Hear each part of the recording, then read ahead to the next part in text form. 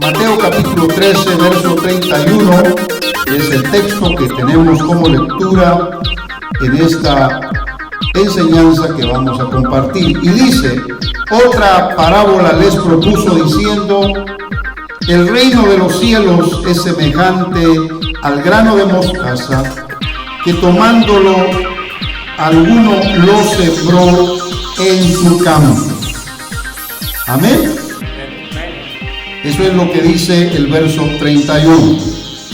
Pero por supuesto vamos también a referirnos a la otra parábola que mencioné anteriormente. Amén.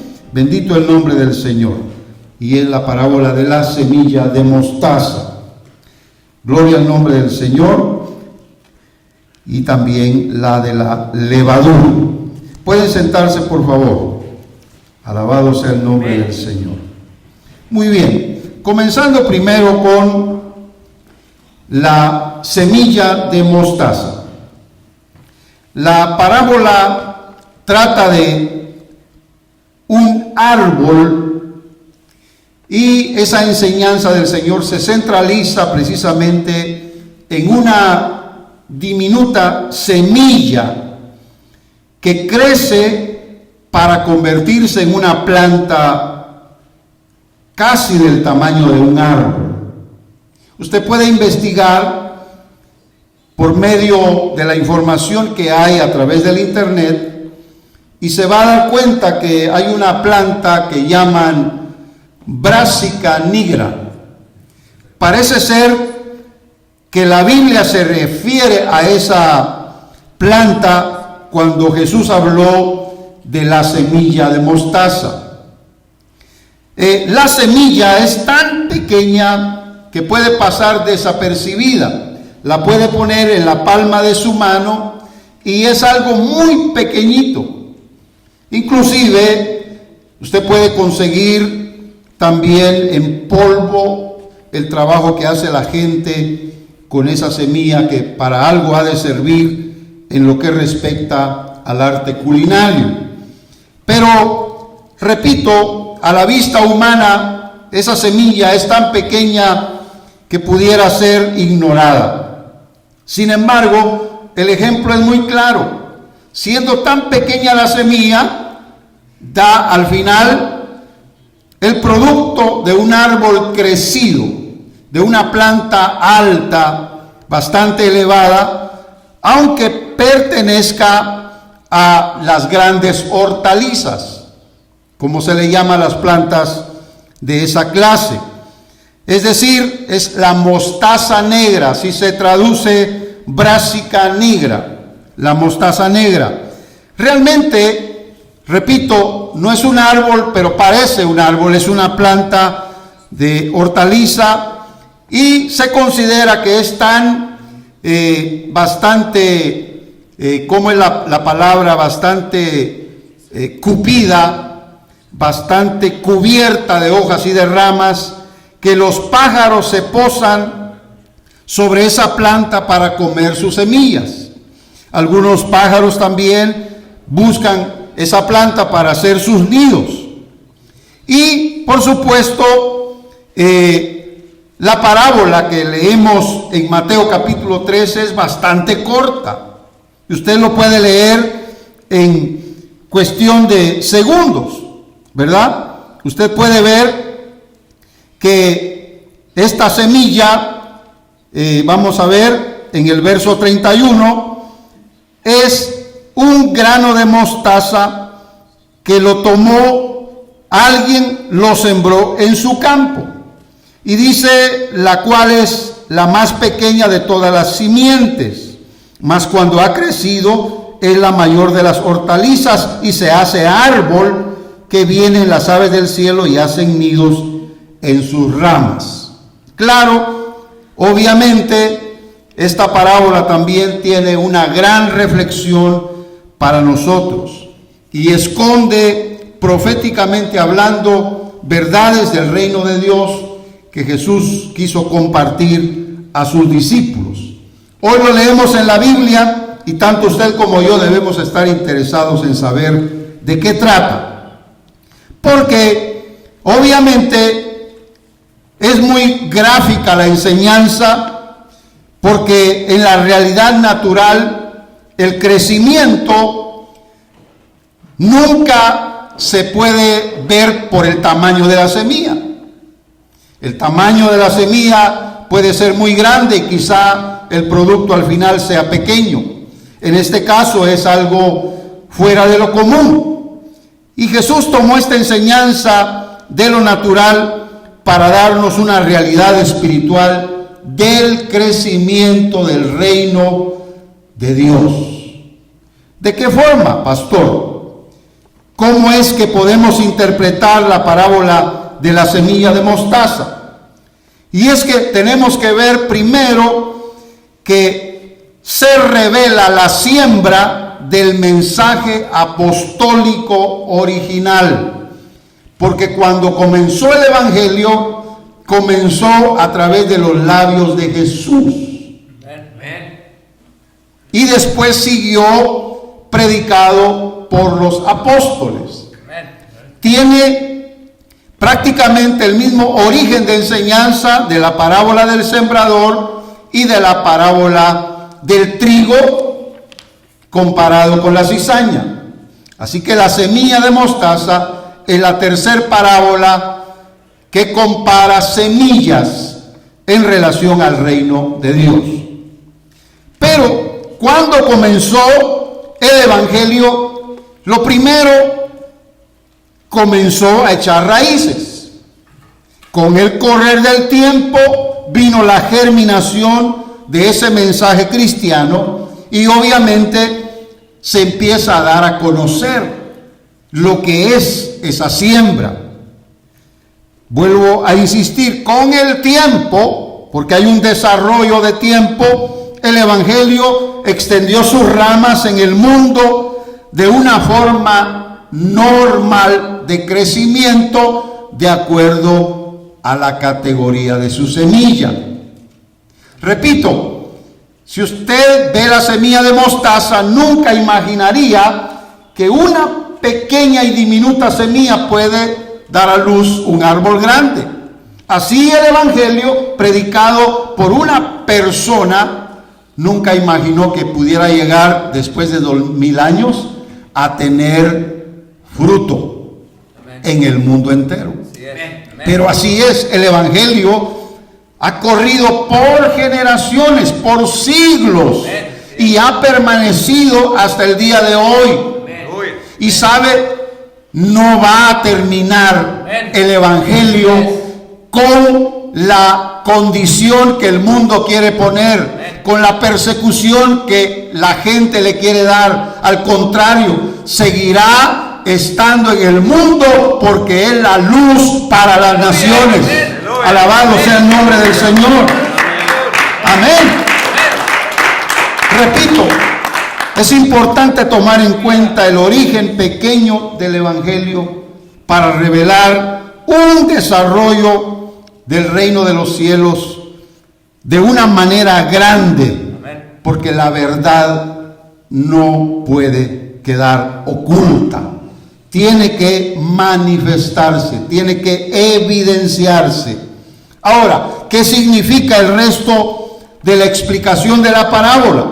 Y es que cuando la semilla de la fe cristiana llegó a crecer, otros empezaron a usarlo para su propio beneficio. Las aves del cielo posaron sobre el árbol de la mostaza negra, y así de una manera espiritual también espíritus tomaron lugar en el Evangelio para venir entonces a causar la polémica, ¿verdad? Lo que es confusión. Y es que tenemos que tomar en cuenta que estamos hablando de esta parábola en el tiempo de los humanos comparado al siglo número 4 y número 5.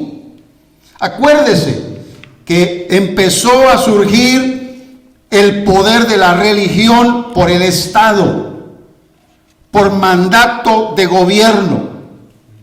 Y los cristianos empezaron a ser perseguidos porque no se ajustaban de acuerdo a los intereses, en este caso, de lo que era el dominio de los gobernantes.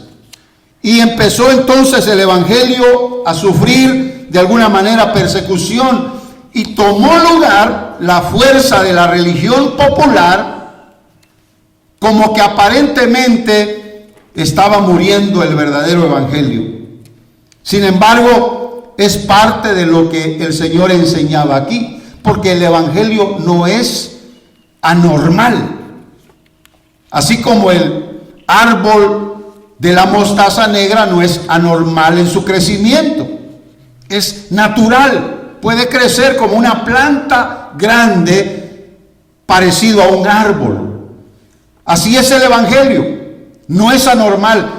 Lo anormal lo han hecho ver los hombres, porque usted sabe, existe la religión del judaísmo y solamente la siguen los judíos.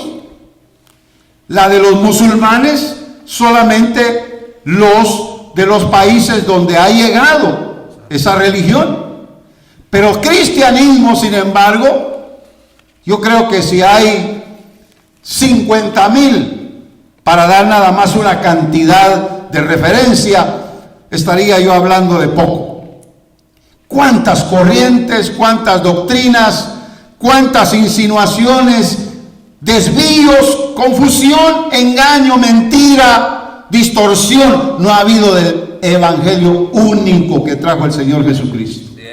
Pero no es culpa del evangelio en sí, sino que el enemigo ha tomado ocasión del evangelio para poder hacer de lo suyo. Y nosotros sabemos que hay un evangelio genuino, original, el evangelio del principio, el que salió de los labios de Jesús y fue proclamado por los apóstoles. Sabemos que ese evangelio permanece hasta el día de hoy porque está siendo ministrado por el Espíritu Santo. En los hombres hay imperfección, pero en el Espíritu de Dios hay perfección. En los hombres, hermanos amados, hay distorsión, pero en el Espíritu de Dios hay verdad que continúa siendo incólume, que continúa siendo una verdad, hermanos, que seguirá firme y que seguirá siempre de pie. Alabado sea el nombre del Señor. La tergiversación de ese evangelio se ha dado en el mundo entero. La aparente espiritualidad la han tomado muchos. Por eso no podemos nosotros declarar que cada iglesia representa un evangelio único, porque hay diferencias. Amén. Decía yo en la enseñanza anterior, aquí en la iglesia, que no fue grabada y que muchos de ustedes no escucharon, que hay gente que se pelea por la iglesia donde están, por la denominación a la que pertenecen, por el ministerio que les ha quizá ministrado por años. Pero podríamos estar defendiendo algo que tal vez va a morir. Y ponía yo el ejemplo de las iglesias del apóstol Pablo en Europa y en esas áreas de Asia Menor. ¿Qué se hicieron esas iglesias? Desaparecieron.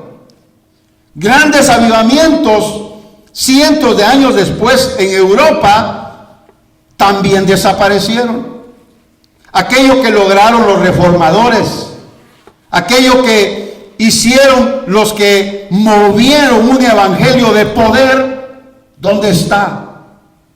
Se ha secularizado el pueblo y se ha mantenido únicamente en la religión.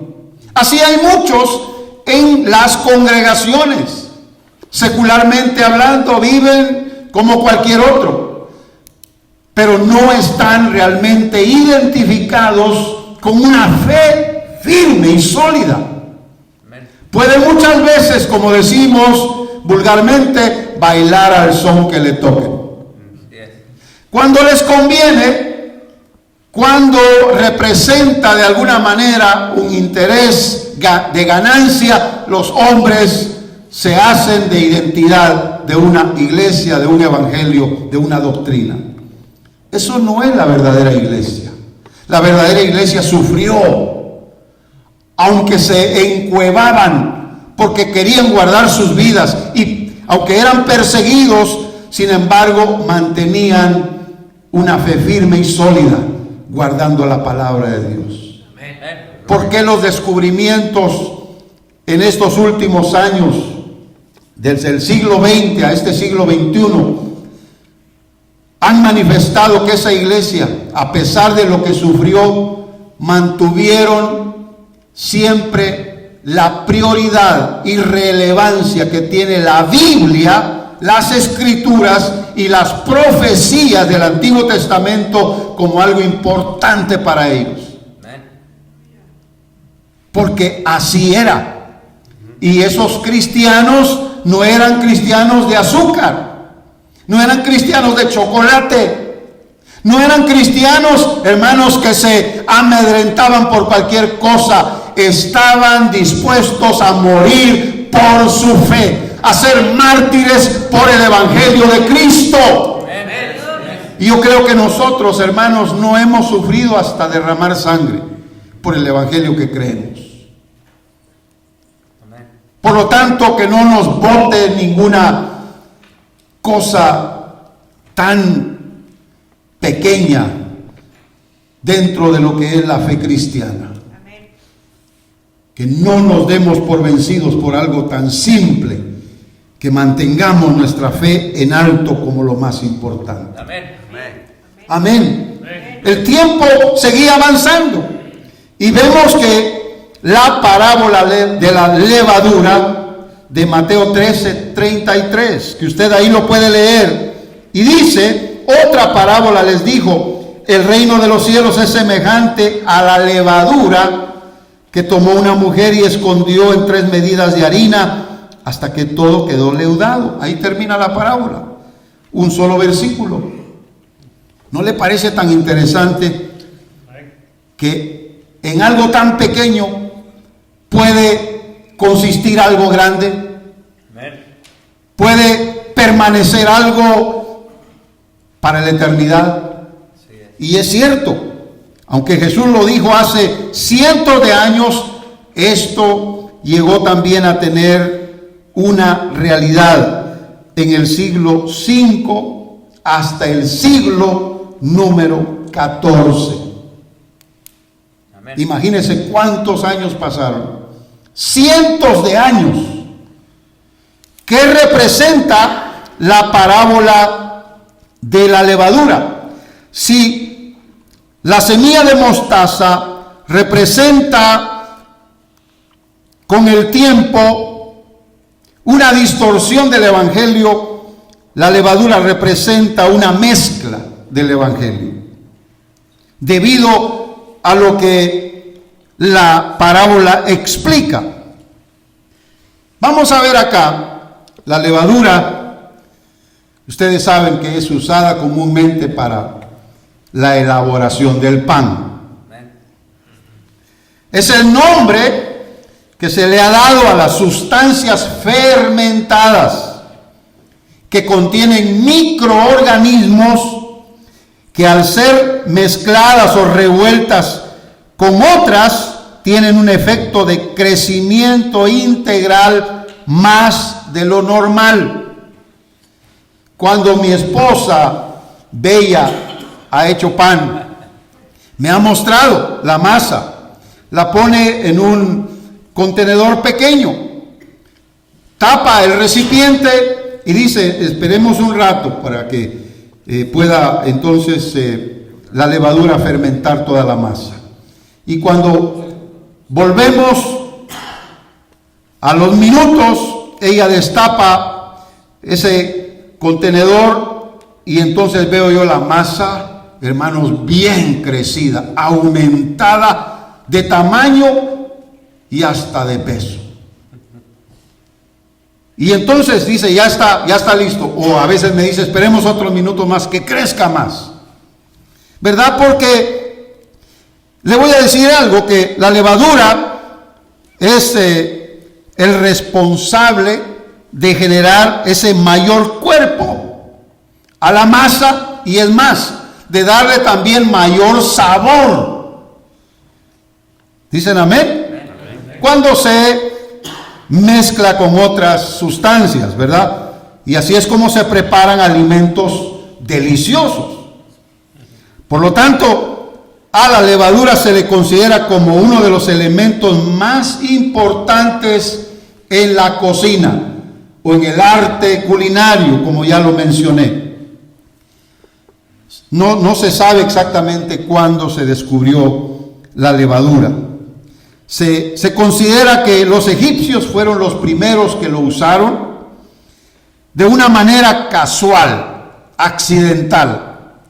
Alguien por ahí empezó a darse cuenta que con sustancias fermentadas algo pasaba con aquellos elementos con que se mezclaban, y después sentían un sabor exquisito, delicioso. ¿Acaso no ha probado usted el pan? Sobre todo cuando está recién cocido, ¿verdad? Qué delicioso se siente. Entonces ellos descubrieron eso.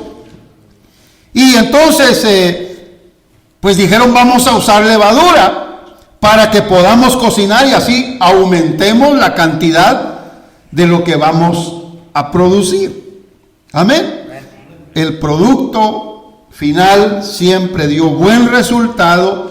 Se hizo más esponjosa aquella clase de alimento que hacían, y se hizo más rico por esos microorganismos.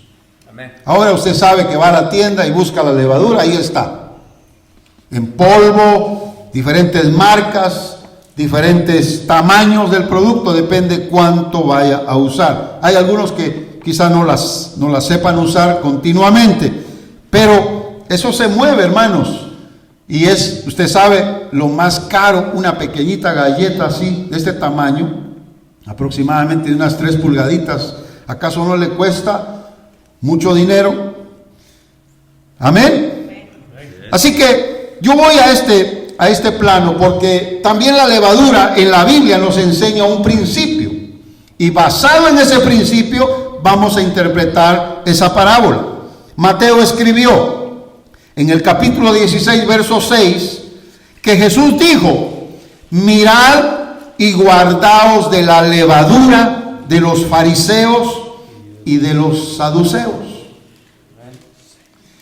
O sea que cuando alguien de los discípulos pudo oír esta enseñanza, bien hubiera dicho: Señor, estás hablando de cocinar, estás hablando de que los fariseos hacen masa para pan, o hacen comida o alimento con levadura. Entonces Jesús les dio la explicación, porque se refería a que había una doctrina expuesta e impuesta en la práctica, según el versículo número 12. ¿Cuántos dicen amén? Porque lo que ellos enseñaban era de la Escritura, basado en los libros de Moisés. Ahí no había problema. Era doctrina de Dios conforme a la ley de Moisés. Pero conforme vivían, había una doctrina práctica que influenciaba más. Como ya bien sabemos nosotros, no puedo oír lo que dices porque tus hechos hablan más fuerte que tus palabras. A veces alguien puede enseñar muy bonito, pero vivir muy feo. ¿Y qué puede más? La enseñanza bonita, eso no anda buscando la gente. La gente anda buscando la vida práctica. Si la persona está viviendo lo que predica, eso es lo que va a influenciar más. Y ese tendrá más éxito en hacer discípulos. Amén. Ahí ya tenemos entonces este detalle, y es que el evangelio, hermanos, con el correr del tiempo por la religión popular, comenzó a ser un evangelio mezclado, híbrido, con todas las enseñanzas torcidas que venían, tal y como la idolatría. Amén. Una sede en un lugar geográfico de adoración, y también cuando hubo corrupción del evangelio, porque las doctrinas de la verdad se dejaron a un lado para aplicar únicamente sacramentos de tradición. Amén. Amén. Prácticas que únicamente tenían que ver con lo que se practicaba en términos de los sacerdotes que le enseñaban a la gente. Amén. Amén. En este tiempo, hermanos, la religión del gobierno estatal empezó a distorsionar el evangelio, a corromper el evangelio, porque la levadura corrompe. Amén. Eso es lo que hace, corromper. Hablo de fermentación. La fermentación es corrupción de los elementos. Amén. ¿Han tomado ustedes alguna bebida fermentada? El atol blanco, por ejemplo. ¿Cómo le llaman en su país? Yo no sé. A algunos les gusta, a mí no siempre me gustó. Porque le llamaban en Guatemala el atol chuco. De hecho, la palabra para nosotros significa algo podrido, corrupto. Eso es lo que significa. Amén. Pero mucha gente, que es que quede delicioso. Y con frijol negro, todavía mejor. Bueno, eso es cuestión de gustos. Pero la fermentación es eso, hermanos, corrupción. Ellos fermentaron el evangelio, corrompieron la verdad. Y el mensaje original, doctrinal, empezó a parecer híbrido. Amén. Ahora, usted leyó en la parábola, y aquí tengo el verso: escondió la levadura en 3 medidas de harina hasta que todo quedó leudo o leudado. Amén. Porque ese es un trabajo de la levadura, correr en la masa y corromper inmediatamente. Amén. Es decir, como el pecado mismo. Si alguien guarda 20 mandamientos, pero falla en uno, de igual manera falló en los demás que guardaba. Porque el pecado es como la levadura, que leuda toda la masa. Ahora, yo quiero que usted tome en cuenta que en este tema de la levadura en la parábola se ve una realidad que dio inicio con la corrupción del mensaje original, como ya lo enseñé. Pero por otro lado, reveló la estrategia del mal en 3 medidas mezcladas dentro de la masa de la verdad. Note, por favor, porque esto es muy importante. Las 3 medidas podrían ser: el establecimiento de una cabeza terrenal. Usted sabe que la iglesia verdadera, su cabeza es Cristo. Amén. Su cabeza no es terrenal, es celestial. No está afincada en un ser humano. ni en la relación que tengamos con alguien a la cabeza de una religión o denominación. La iglesia de Cristo depende de Cristo porque Él es su cabeza y Él le da las órdenes al cuerpo. Y la iglesia es el cuerpo de Cristo. Amén. Por otro lado, también tenemos que hubo cambio en los sacramentos. El bautismo también fue leudado. Fue leudado la celebración de la Cena del Señor.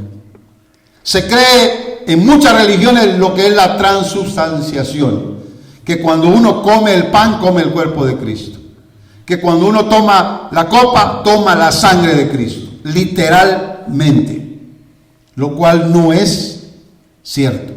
Tendría que estar Jesús muriendo cada vez, siendo sacrificado cada vez. Él fue sacrificado una sola vez.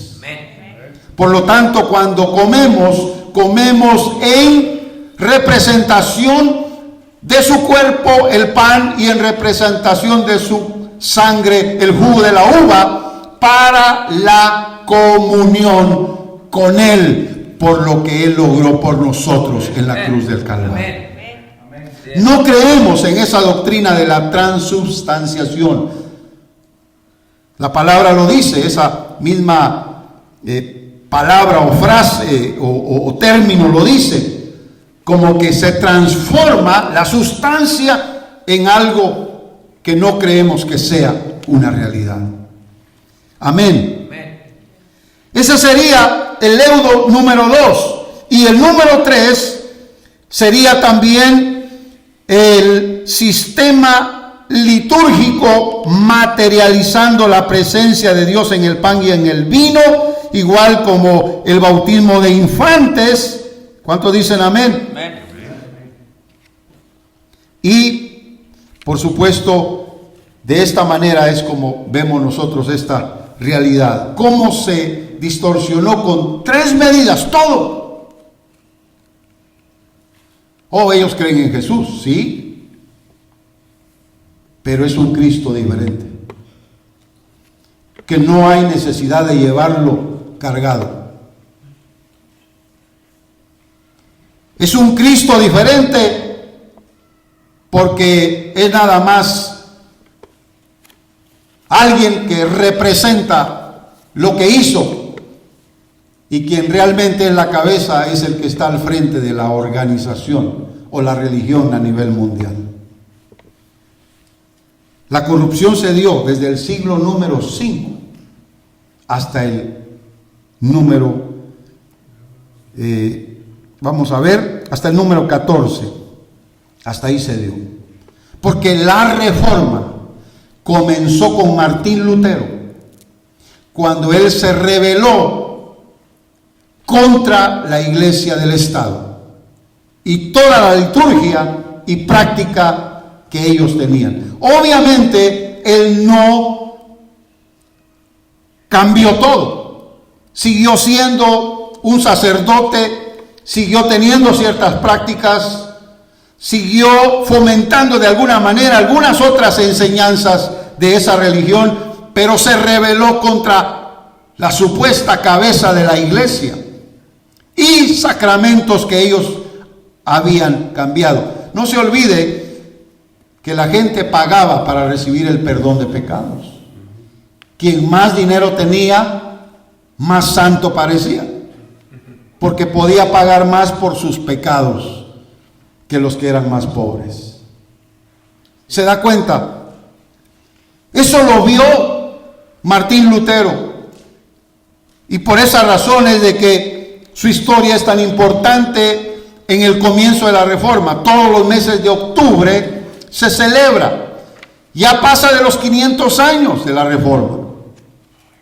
¿Se da cuenta? Ahí fue donde se establecieron unos principios que no viene ahorita al caso mencionar porque es algo que nos tomaría más tiempo, pero le siguieron muchos.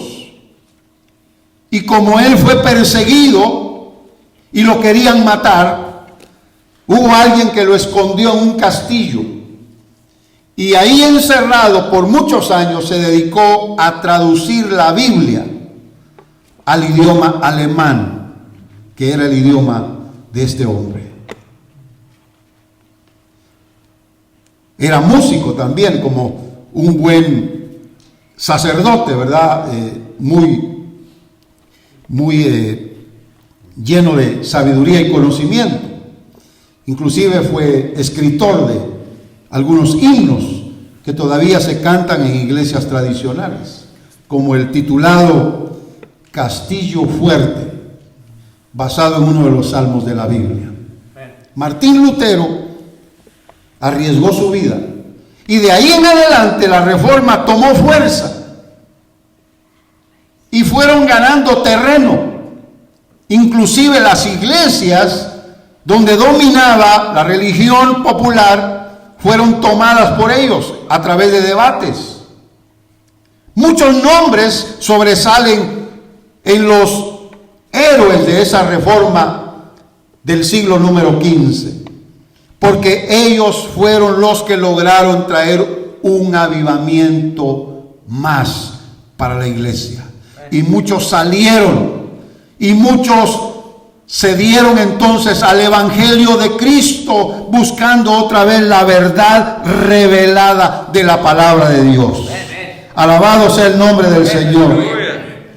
Gloria a Dios. Gloria a Dios. Porque, hermanos, a nosotros llegó ese Evangelio.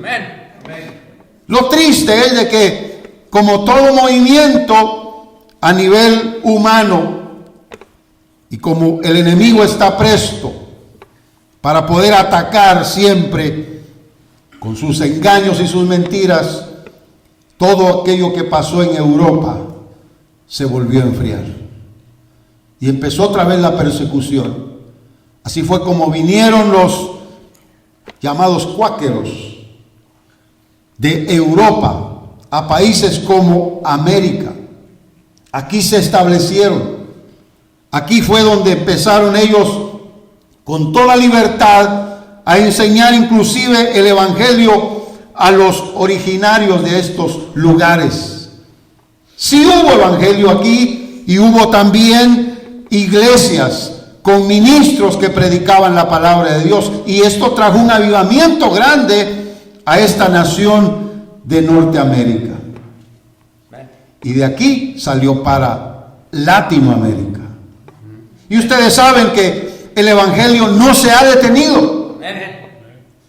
Hoy que vivimos en el tiempo de la gracia, hermanos amados, nos damos cuenta que Dios, aún a pesar de lo que pronosticó o profetizó a través de las parábolas dichas por Jesús, todavía falta lo que dice el tesoro escondido en la parábola y lo que dice la perla de gran precio, para llegar al final de lo que es la parábola de la red, cuando sucede el juicio final y se haga la separación de los que son peces que Dios quiere y peces que tienen que volver otra vez al mar.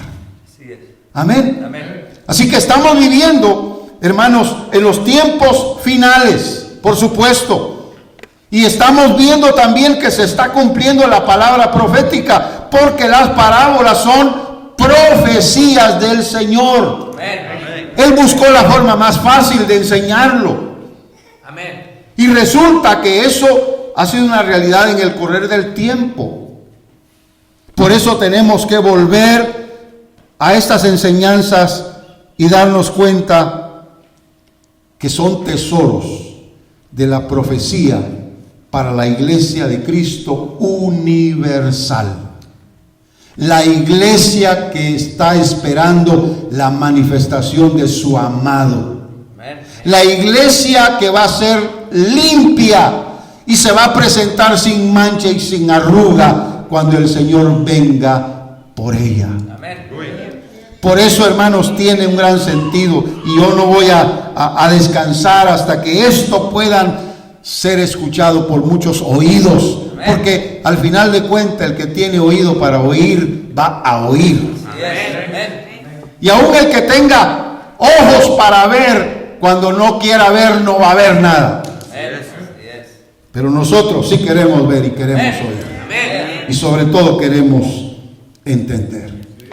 Así que yo le invito para que usted se una conmigo en una oración, poniéndose de pie, por favor.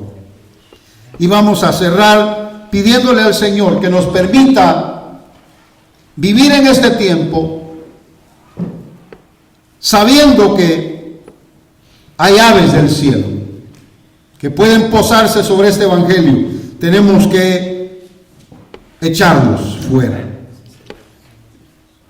Este no es el lugar para evangelios leudados tampoco, distorsionados, mezclados.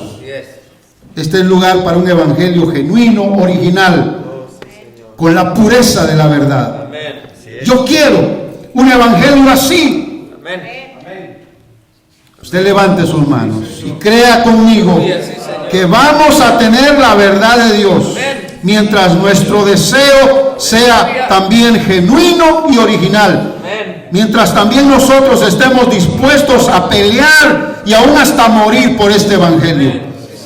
En el nombre poderoso de Jesús, Padre Celestial, te doy gracias por tu palabra, te doy gracias por la verdad de este evangelio que salió de los labios de nuestro Señor Jesucristo, a quien yo confieso y declaro como la cabeza de la iglesia. Lo declaro porque así está escrito en la palabra. Y lo declaro porque es la verdad que debe permanecer. Él es la cabeza de la iglesia. Él es la cabeza del cuerpo. Él es la cabeza que da las órdenes, las instrucciones. Él es el que da los mandamientos y nosotros a Él le creemos, a Él le seguimos. Jesús dijo: creéis en Dios, creed también en mí. Y yo hoy lo pongo en práctica. Creo en Dios el Padre, pero creo también en Jesucristo el Hijo. Y creo también en el Espíritu Santo, que es el Consolador y que nos guiará a toda la verdad. Gracias, Señor, en el nombre de Jesús. Amén.